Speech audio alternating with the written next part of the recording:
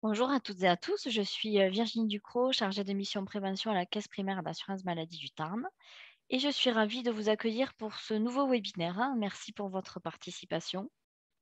Alors les 1000 premiers jours de l'enfant, ce sont beaucoup de questions pour les parents. Mais au fait, les 1000 premiers jours, c'est quand précisément et pourquoi on en parle autant? C'est ce que nous allons vous expliquer dans ce webinaire.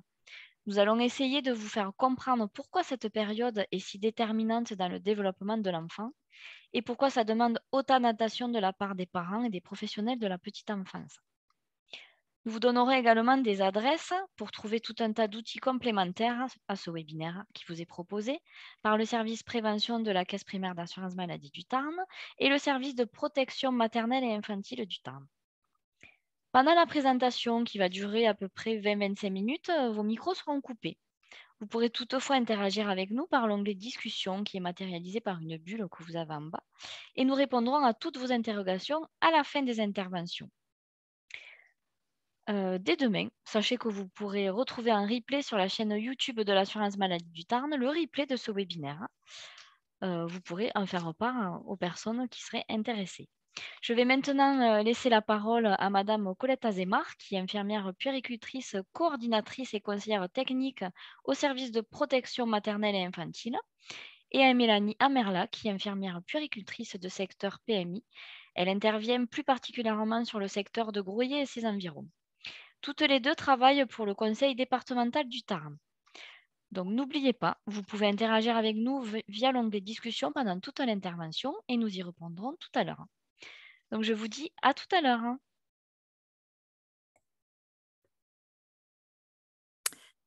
Bonjour. Pourquoi est-ce que la Caisse primaire d'assurance maladie a interpellé le service de protection maternelle et infantile que nous représentons pour intervenir dans ce webinaire? C'est parce que le cœur de métier des professionnels de ce service est de l'accompagnement de la femme enceinte, de la mère et de l'enfant jusqu'à 6 ans. Pourquoi allons-nous vous parler plus précisément de la période des 1000 premiers jours de l'enfant? C'est parce que cette période est une période très sensible dans le développement de l'enfant, une période d'opportunité mais aussi de grande vulnérabilité, au cours de laquelle l'enfant et surtout son cerveau se développent de façon spectaculaire. C'est surtout durant cette période que l'on influence la santé globale de l'adulte. Ce premier webinaire est le premier d'une série de 5 que nous vous ferons découvrir, qui vont vous faire découvrir comment interagir avec votre bébé pour favoriser son développement. Notre exposé va se composer de 4 parties. Une première partie où nous vous expliquerons pourquoi cette période est si sensible, ce qui se passe de si important. Une deuxième partie au cours de laquelle nous verrons en quoi l'environnement de bébé influence la santé de l'adulte. Une troisième partie où nous vous présenterons les initiatives qui ont émergé suite à la prise de conscience de l'importance de cette période. Puis nous terminerons en vous donnant quelques adresses et sites où vous pourrez retrouver de nombreuses informations sur le sujet que nous abordons ce soir. Pourquoi cette période est-elle si sensible? Que se passe-t-il durant les 1000 premiers jours de la vie de l'enfant? Cette période des 1000 premiers jours s'étend précisément du jour de la conception de l'enfant jusqu'à ses 6 ans. Les 1000 premiers jours de la vie de l'enfant sont extraordinaires.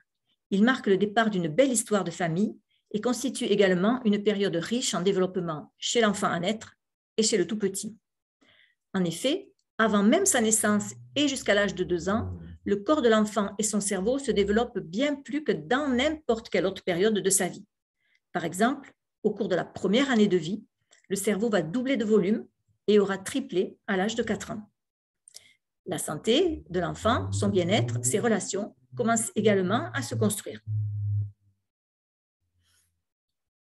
La période des 1000 premiers jours est une véritable opportunité pour agir dans l'accompagnement des jeunes enfants d'aujourd'hui et agir à la construction des adultes de demain sur leur bien-être et leur santé future.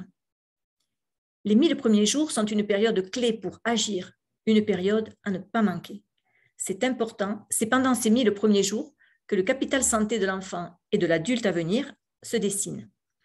Il constitue une fenêtre d'opportunité pour la prévention de la santé et du bien-être de l'individu tout au long de sa vie.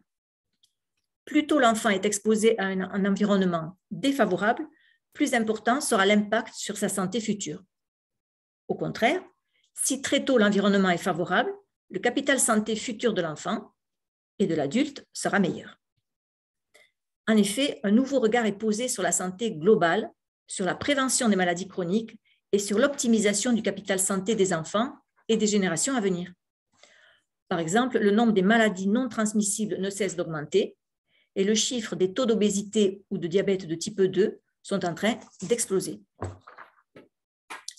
On voit bien sur ce schéma à quel point les conditions de vie du bébé vont influencer et être déterminantes pour sa santé tout au long de sa vie. La flèche jaune symbolise cette période d'opportunité, mais aussi de vulnérabilité. Elle part donc de la conception de l'enfant jusqu'à ses 2 ans. Vous voyez le long de la flèche bleue, un enfant qui a 2 ans et ensuite qui va devenir un adulte d'âge mûr, on va dire.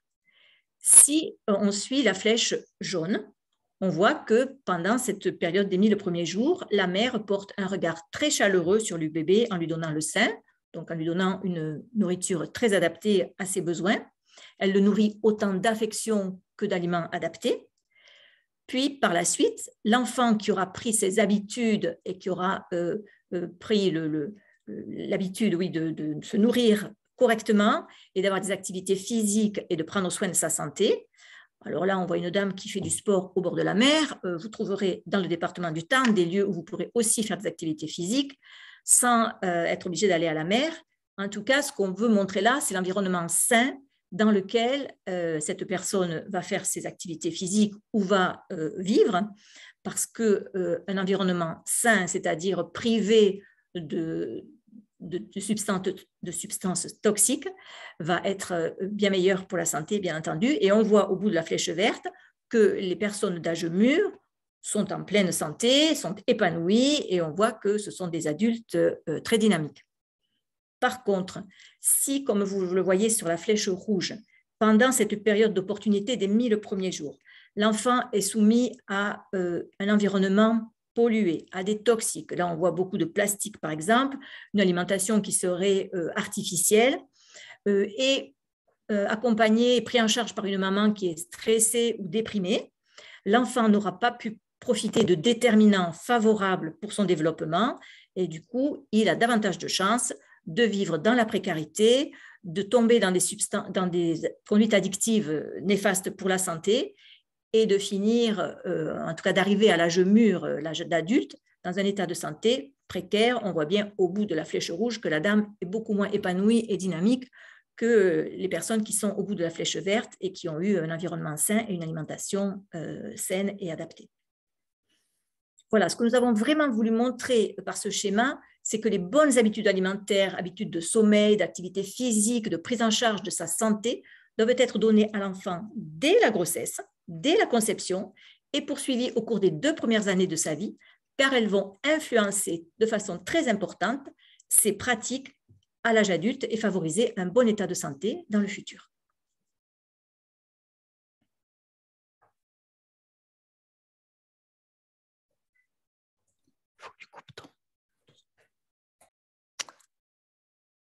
L'influence de l'environnement durant cette période des 1000 premiers jours. Comment influencer favorablement le développement de l'enfant? L'influence vient des parents, de l'entourage. Pendant la période des 1000 premiers jours, les enfants sont très sensibles au milieu dans lequel ils grandissent et à leurs premières expériences de vie. Cela va influencer durablement leur développement. Les parents jouent un rôle très important par la réponse qu'ils vont apporter aux besoins essentiels de l'enfant durant cette période. L'entourage ainsi que les professionnels de santé de la petite enfance jouent également un rôle essentiel d'aide et ou de conseil tout au long de cette période des 1000 premiers jours. Tout ce que bébé entend, voit, touche, goûte, sent va influencer la manière dont son cerveau va se construire. C'est pour cela qu'il est important de faire au mieux pour répondre à ses besoins fondamentaux. Un environnement soutenant et positif durant cette période permettra un développement harmonieux de l'enfant qui va grandir et devenir un adulte avec plus de chances d'être en bonne santé physique et d'avoir une sécurité psychique. Mais c'est aussi une période de vulnérabilité. tant pour l'enfant que pour ses parents, avec parfois le sentiment d'être seul face à la parentalité, ses défis et son quotidien. Le vertige de questions qui arrive avec l'arrivée d'un bébé est aussi très prégnant. Les travaux scientifiques ont démontré que les 1000 premiers jours constituent un moment clé dans le développement de l'enfant. Les avancées de la science, et notamment des neurosciences, ont approfondi et enrichi les connaissances sur le bébé. On sait aujourd'hui l'importance de ses compétences, de ses émotions et de ses apprentissages. Le langage, les interactions, adulte-enfant, enfant-enfant, la créativité, le jeu et les activités culturelles telles que la danse, la musique, les activités motrices, lorsque l'enfant apprend à se tourner, puis à marcher à quatre pattes, à se mettre debout, ont une influence sur le développement cognitif, la construction de son cerveau, toutes les neurones et les synapses qui vont se connecter durant cette période très riche dans le développement de ce cerveau, et l'apprentissage des émotions vont également avoir une influence. On disait tout à l'heure, donc si une maman vit une grossesse calme, elle a plus de chances d'avoir un bébé tranquille et posé. On sait aujourd'hui que nos bébés sont de véritables éponges à émotions, et ce, dès la grossesse. Quand on rassure l'enfant, quand on fait preuve d'empathie envers lui, qu'on le console, l'impact positif sur son cerveau est très puissant. De la même manière, s'il subit un stress, tout son être en sera affecté. Il a été prouvé que toutes les émotions éprouvées influencent l'évolution de la structure cérébrale et notamment celle dédiée à la mémoire et aux apprentissages.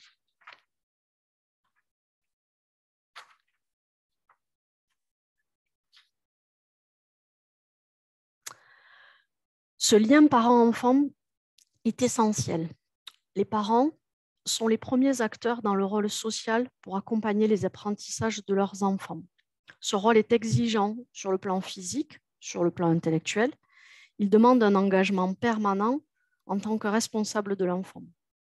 C'est vous qui fournissez l'environnement le plus favorable à votre enfant, tant sur le plan alimentaire que sur sa santé, sa socialisation, son éveil, sa culture et son attachement à vous, le développement de son langage, sa sécurité affective et physique. On voit à travers ce petit schéma l'importance et les liens entre les parents et l'enfant à travers le langage, l'environnement, la santé, la nutrition, cet attachement et cette stimulation que sont l'éveil, la culture, le jeu. Dans votre quotidien, vous allez vous questionner sur cette relation à votre enfant et vous avez envie de lui apporter plein de choses. Il faut y réfléchir dès sa conception pour que plus tard, il puisse en tirer le plus grand bénéfice. Les apprentissages de bébé se font dès la grossesse. Plus vos expériences vont être riches et variées, plus on va créer chez votre enfant le goût de faire lui-même des expériences. On peut prendre l'exemple de l'alimentation, notamment avec une alimentation riche et variée permettra à votre bébé de développer des goûts plus élaborés. Alors que si vous mangez tous les jours la même chose, l'expérience du goût sera plus limitée. Pour le langage, qui occupe une grande place, on sait aujourd'hui qu'il est essentiel de parler très tôt à nos bébés, dès la grossesse, puisque l'apprentissage notamment de la langue maternelle se fait dès cette fin de grossesse. Même si l'enfant ne comprend pas alors à ce moment-là le sens des mots et des phrases, on sait que dès l'âge de 6 mois, il peut comprendre son prénom, les mots maman, papa. C'est la répétition de tous ces mots dans leur contexte et dans les expériences du quotidien qui lui permettront de découvrir le sens des mots. Le fait de parler à son enfant, de lui faire écouter de la musique, pourra aiguiser chez lui ses capacités à écouter, à entendre, et lui donnera peut-être aussi le goût de jouer d'un instrument, développer des aptitudes en lien avec la musique.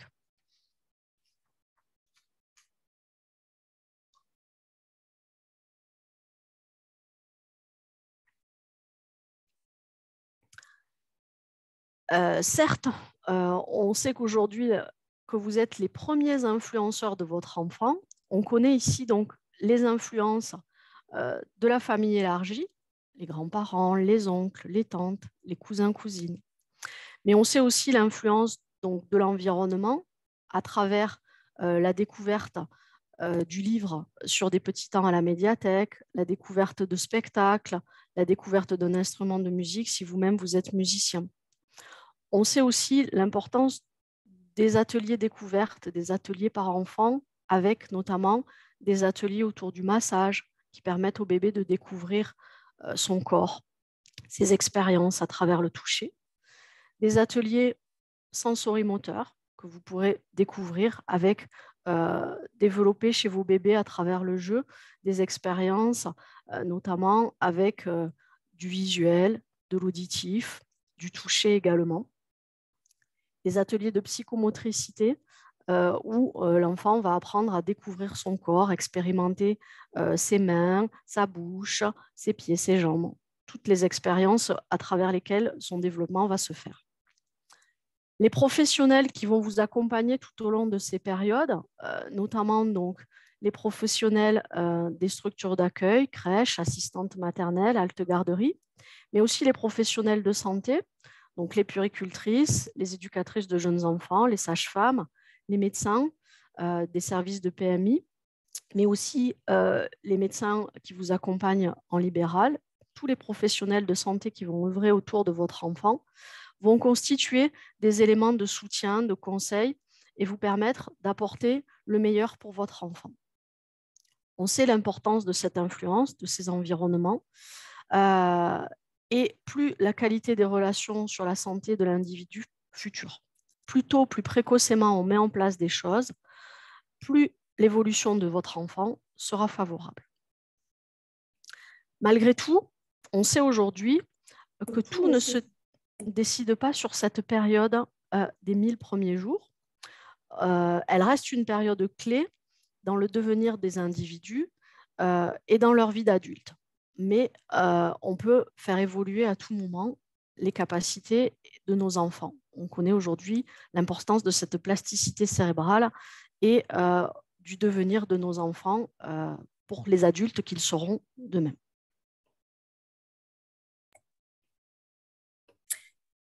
Nous allons maintenant vous parler de la prise de conscience collective qui se trouve dans ce contexte des 1000 premiers jours et les initiatives qui ont émergé. Donc, actuellement, tout le monde parle des 1000 premiers jours, en tout cas tous les professionnels de santé, tous les professionnels de la petite enfance. Pourquoi parle-t-on autant de cette période des 1000 premiers jours ? Je pense que vous l'aurez déjà bien compris, nous avons assez insisté à quel point il est important d'être attentif en tant que parent et professionnel de la petite enfance pendant cette période, qui est une période donc d'opportunité et de vulnérabilité, et pendant laquelle le cerveau de l'enfant est très sensible. Aussi, un comité d'experts en psychologie et en santé, des acteurs de terrain, des acteurs des professionnels de l'éducation, des professionnels de l'éveil de l'enfant et qui sont en charge de l'accompagnement social des parents, ont écrit un rapport sur la période des 1000 premiers jours de l'enfant.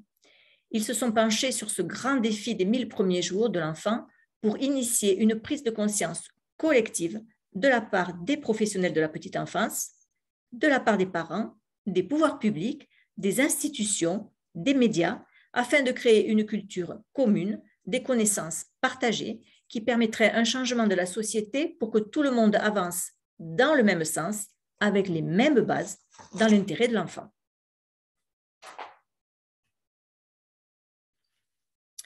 Comme je vous le disais, donc des prises de conscience ont eu lieu et ont fait émerger des initiatives depuis quelque temps. Et en voici quelques exemples concrets. Par exemple, vous savez que les pouvoirs publics se sont penchés sur la présence du père près de la mère dans cette période des 1000 premiers jours, et donc on a vu un rallongement du congé de paternité. De même, l'examen prénatal précoce au 4e mois de grossesse réalisé par un médecin ou par une sage-femme existe depuis un certain temps, mais il est devenu maintenant obligatoire de faire cet examen qui a pour objectif d'évaluer l'état psychique de la mère, la façon dont elle appréhende cette grossesse, la façon dont elle vit le développement du bébé dans son ventre et la façon dont elle se prépare à l'accueillir au terme de sa grossesse. De même, depuis quelque temps, l'examen postnatal précoce qui a lieu entre la 4e semaine et la 8e semaine après la naissance du bébé est devenue elle aussi obligatoire et réalisée également par un médecin ou par une sage-femme. Un parcours personnalisé de la maternité jusqu'au retour à domicile existe. Plus précisément, si une fragilité a été repérée, comme un enfant né en situation de handicap, ou un enfant né prématuré, ou une famille qui vit dans un contexte social précaire. On a vu à quel point, tout à l'heure dans le schéma, tous ces événements peuvent avoir une influence importante sur le bébé et surtout sur sa vie d'adulte si les déterminants ne sont pas favorables dès le départ de la vie de l'enfant. Cet accompagnement, ce parcours personnalisé est réalisé par des professionnels libéraux. Vous avez peut-être, si vous avez déjà un enfant, eu recours à la sage-femme dans le cadre du Prado, mais vous pouvez également être accompagné par des professionnels du service de protection maternelle et infantile dès la grossesse et jusqu'aux 6 ans de l'enfant. Certaines institutions ont aussi eu des initiatives. Par exemple, le Santé publique France a créé le site internet des 1000 premiers jours, l'application mobile en lien avec ce site et un livret, le livret de nos 1000 premiers jours, qui devrait être prochainement distribué aux parents au moment de la grossesse par la CAF. À réception de la déclaration de grossesse, la CAF pourrait envoyer ce livret où il sera peut-être distribué à la maternité au moment où les mamans vont aller accoucher, ce qui serait un peu dommage puisque vous avez bien compris que déjà il y a 9 mois, donc 270 jours avant que l'enfant arrive, pendant lesquels vous pouvez aussi agir de façon très importante.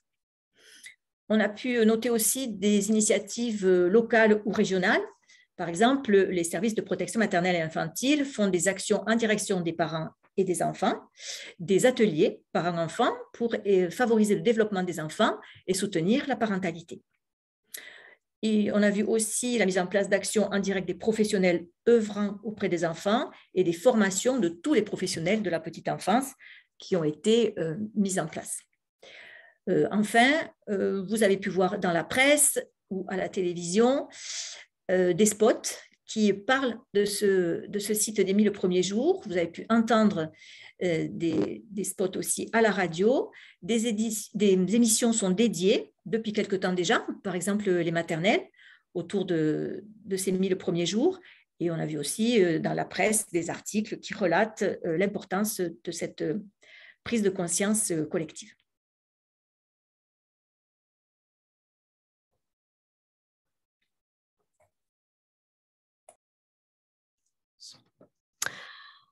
Nous allons maintenant vous parler des sites de référence et des lieux ressources sur lesquels vous pourrez retrouver toutes les informations qu'on a partagées aujourd'hui avec vous. Vous faites déjà beaucoup pour vos enfants, on le sait. Nous souhaitons, par ces webinaires, vous aider à faire encore mieux. Vous pouvez ne pas tout savoir, mais l'important est surtout de pouvoir trouver de la ressource pour vous accompagner, vous guider, vous conseiller, vous soutenir.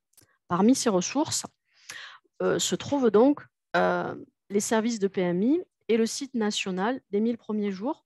Donc, vous voyez ici la photo avec les différents onglets sur lesquels vous pourrez cliquer et retrouver de l'information sur tous les moments, la grossesse, la naissance, la recherche d'un mode de garde.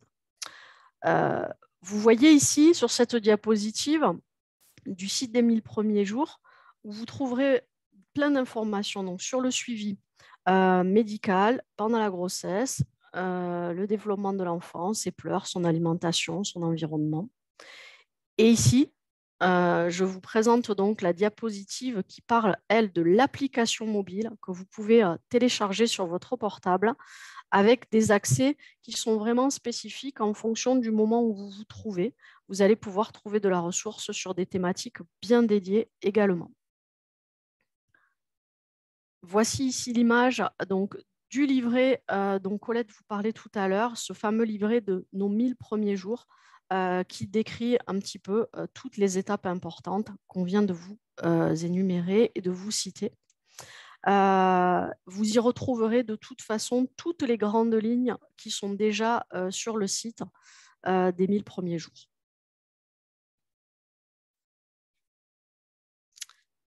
Voici ici la diapositive qui présente donc, les services de PMI et du département du Tarn. Cette petite page, vous la trouvez également sur le carnet de santé de vos enfants qui vous seront distribués à la maternité lors de la naissance. Vous y retrouvez les coordonnées des professionnels que vous pouvez contacter, puéricultrices, sages-femmes, avec, en fonction de votre lieu d'habitation, les coordonnées de la puéricultrice qui vous contactera soit par téléphone, soit dont vous recevrez la mise à disposition par le courrier au moment du coup de la réception de l'avis de naissance de votre enfant.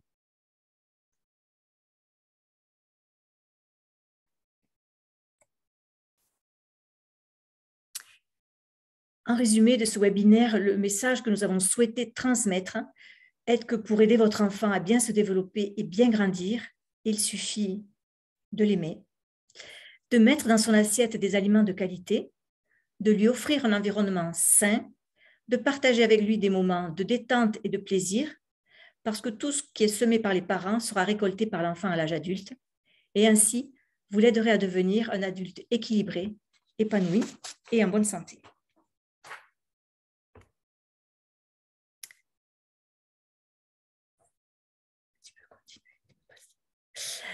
Ce webinaire était donc une présentation générale de la philosophie des 1000 premiers jours. Nous vous convions dans les mois à venir, au cours de l'année 2023, à 4 autres webinaires où seront abordés des sujets de façon plus approfondie. Le mardi 16 février, le sujet sera « Chaque échange entre vous et votre bébé le fait grandir ». Le mardi 13 avril, le sujet sera « Émotions des hauts et des bas, l'important c'est d'en parler ». Le mardi 13 juin, nous aborderons le thème du manger et bouger autrement dès maintenant. Et enfin, le dernier webinaire, le mardi 21 septembre, traitera le sujet « Un environnement sain et sûr pour votre enfant et vous ». Ces thématiques que nous développerons lors des prochains webinaires sont directement inspirées des thématiques abordées dans le livret de nos 1000 premiers jours que Mélanie vous a présenté tout à l'heure. Nous allons maintenant, pour terminer notre présentation, vous passer un petit film qui dure juste 1 minute et qui est extrait du site des 1000 premiers jours dont nous vous avons beaucoup parlé et qui contient, je le redis, énormément d'informations sur cette période très, très importante et très sensible. Vous le retrouverez donc sur le site. Il y a 9 autres petits films, mais nous avons choisi de traiter le sujet de l'attachement.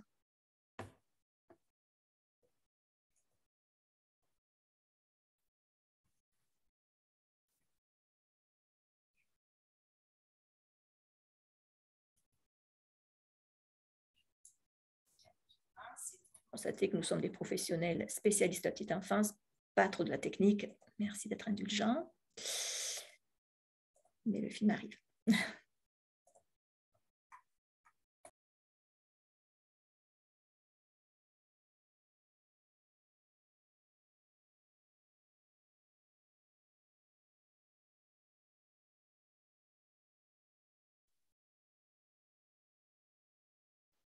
On n'entend pas le son par contre.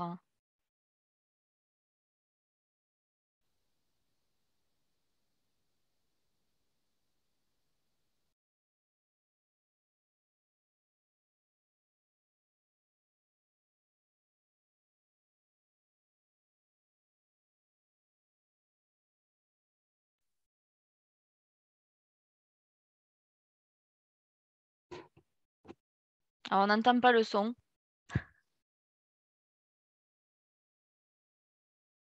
Bon, on peut dire que de toute façon, ce petit film, on peut le retrouver sur le site des 1000 premiers jours.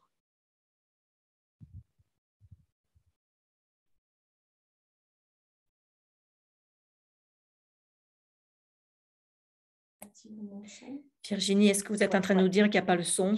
Moi, j'entends pas le son. Oui, moi non plus. Mais c'est pas grave. On peut dire aux personnes qui sont intéressées qu'elles peuvent retrouver ce petit film sur le site des 1000 premiers jours.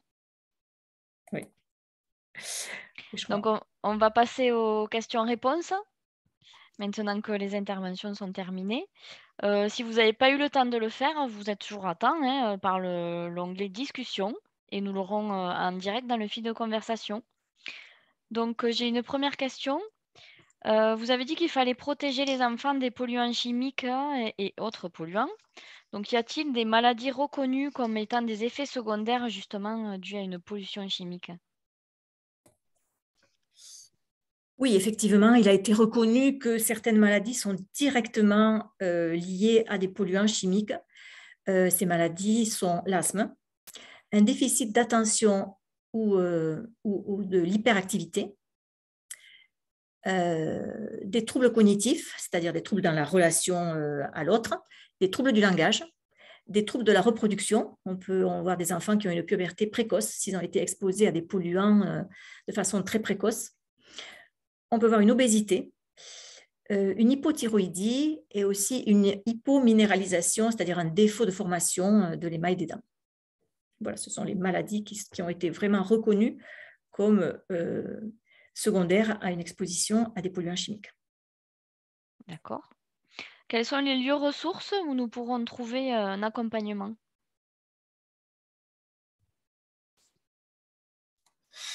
Alors, les lieux ressources où on peut retrouver des ressources sur cet accompagnement, donc les services de PMI sont généralement à votre disposition pour répondre à vos questions avec l'arrivée d'un bébé et même pendant la grossesse.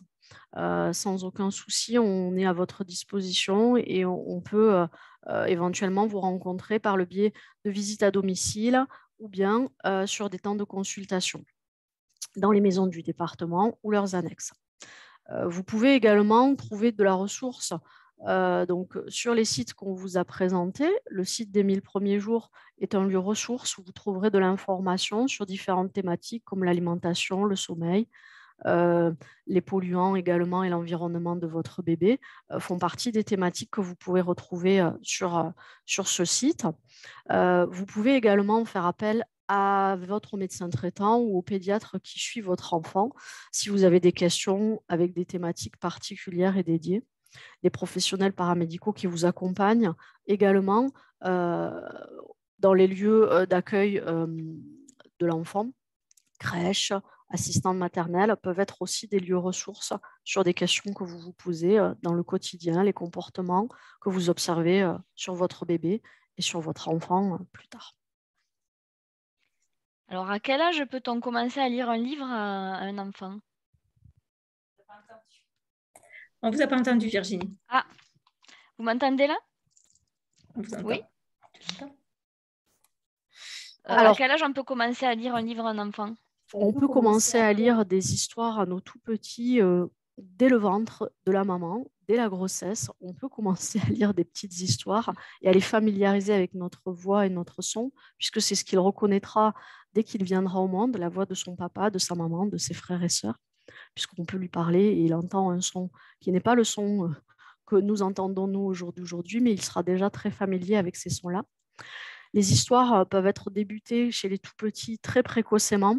Ça active leur capacité d'attention et on voit bien que même chez des tout petits, sur des temps notamment d'ateliers par enfant, sur des temps à la médiathèque dont j'ai pu faire l'expérience, c'est vraiment des moments ressources où les tout petits peuvent être très très tôt captivés par la voix et l'histoire qui va leur être racontée, même s'ils n'en comprennent pas forcément le sens. En tout cas, c'est une façon de captiver leur attention et de leur permettre d'être familiers avec le livre et les histoires très très tôt. Et comme ça, petit à petit, ils deviendront des enfants qui apprécient les histoires et peut-être de grands lecteurs et pourquoi pas des écrivains ultérieurement. Tout est possible, hein. C'est pas ce que l'avenir nous réserve.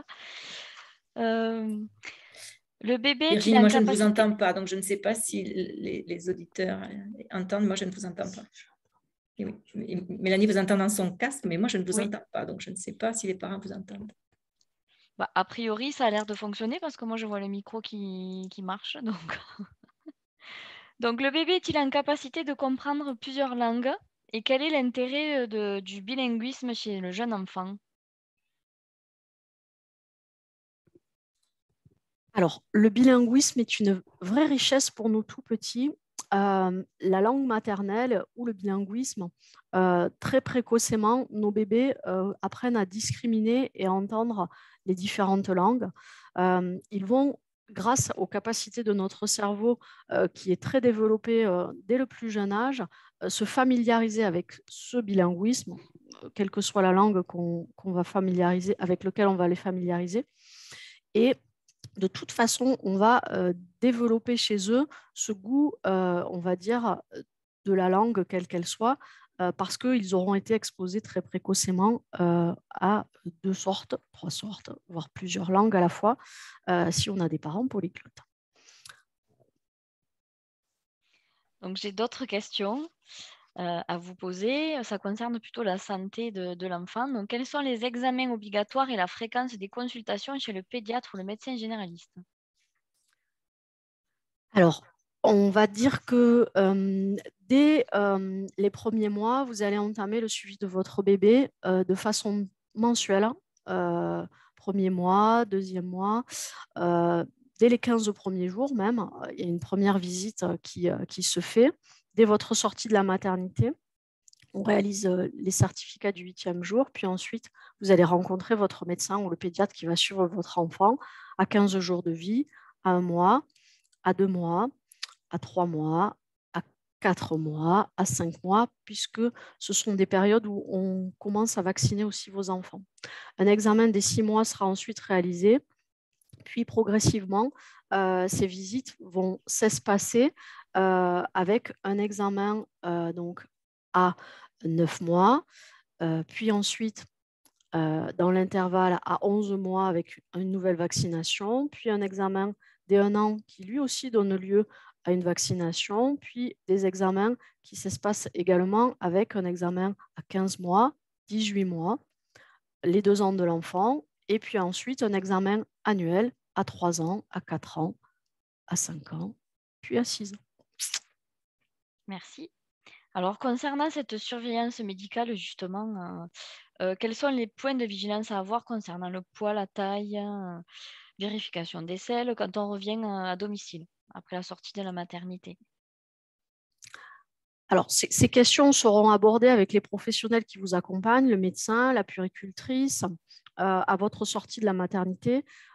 C'est un peu bébé dépendant, j'allais dire, en fonction de son poids de naissance, s'il y a un contexte de prématurité ou des données un petit peu particulières. Moi, j'invite chaque parent à prendre contact avec les professionnels concertés dès la sortie de la maternité, puisque du coup, souvent, ils ont l'intervention d'une sage-femme dans le cadre du Prado et ils sont contactés par la puéricultrice de secteur, soit par le biais d'un courrier, soit par le biais d'un coup de fil, qui leur propose de les rencontrer lors d'une visite à domicile ou sur un temps de consultation puéricultrice. Sinon, il faut qu'ils se rapprochent de leur médecin au besoin si jamais ils avaient des questionnements ou un suivi particulier à mettre en œuvre.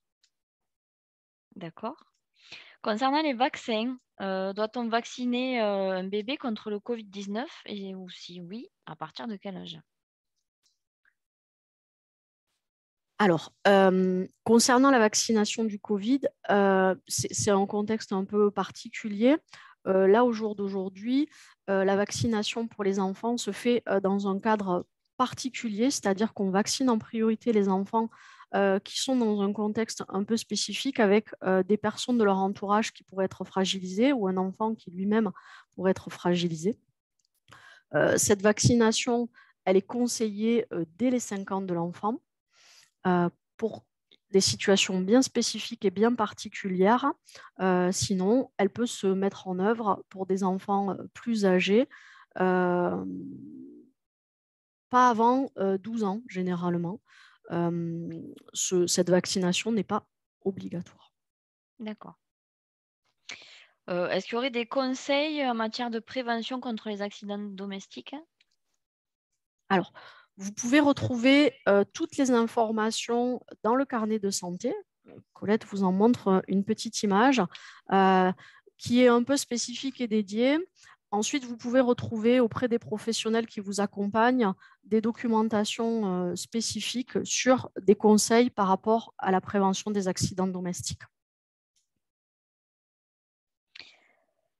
Alors, par rapport aux soins de bébé, comment fait-on pour différencier les pleurs entre la faim, le froid, les fesses sales, voilà, les différents Alors, pleurs de bébé? je crois que c'est important quand on est jeune parent, surtout si c'est un premier enfant, de se faire confiance. On apprend à découvrir notre bébé et il apprend également à nous découvrir. Cette rencontre et l'identification donc, de ces différents pleurs, de il faut changer ma couche, j'ai faim, j'ai besoin de dormir, j'ai mal quelque part, sont tout à fait logiques au début. On tâtonne un petit peu, on fait méthode essai-erreur, il a mangé, donc il a sa couche propre, il a dormi, et au fur et à mesure des semaines avec lesquelles du coup on va voir évoluer notre bébé, on va devenir de plus en plus aguerri sur l'identification de ce pleur et savoir qu'il pleure de telle façon quand il a faim, il pleure de notre façon quand il a mal, quand il a sommeil ou qu'il a juste besoin d'un câlin. D'accord. Comment soulager les maux de bébé comme la régurgitation, vomissement, les coliques, hein?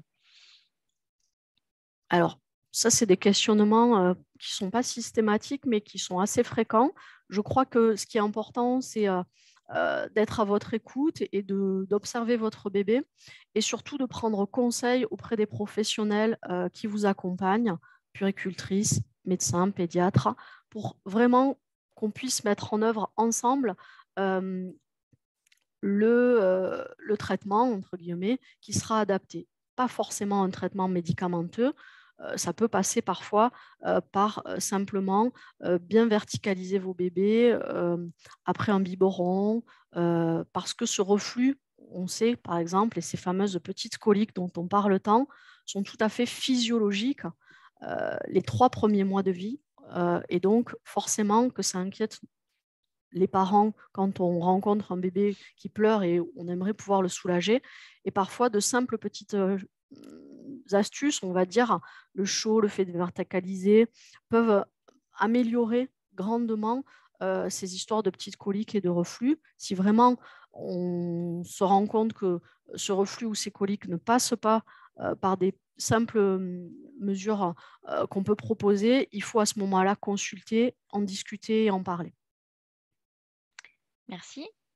Justement, en parlant de traitement, est-ce qu'il y a des médicaments à donner ou à proscrire, hein? Alors ça, c'est une question qu'il faut vraiment partager avec votre médecin ou avec le pédiatre qui suit votre enfant. Un peu, j'allais dire, pas d'automédication, comme on le préconise généralement dans la population lambda. Avec nos tout petits, il faut vraiment être vigilant et prendre le temps de partager sur les questions qui vous inquiètent et qui vous préoccupent sur la santé de votre bébé. Donc, merci pour toutes ces réponses très intéressantes. On avait aussi une question sur l'allaitement. Alors moi, j'en profite pour vous rappeler que demain, en fait, à partir de demain, vous retrouverez un replay sur la chaîne YouTube de l'assurance maladie du Tarn, le replay de ce webinaire, et que nous avons déjà réalisé pas mal de replays que vous trouverez sur la même chaîne, notamment sur l'allaitement maternel. Notre webinaire qui s'appelle «J'attends un enfant» qu'on réalise 2 fois par an, où on parle de toutes les droits et démarches, notamment pour la caisse primaire, la PMI, la CAF. Donc je vous incite à aller les consulter. Ça viendra en complément avec tout ce qu'on vient de dire aujourd'hui. J'ai pas d'autres questions. Est-ce que vous avez autre chose, à nous dire concernant les 1000 premiers jours?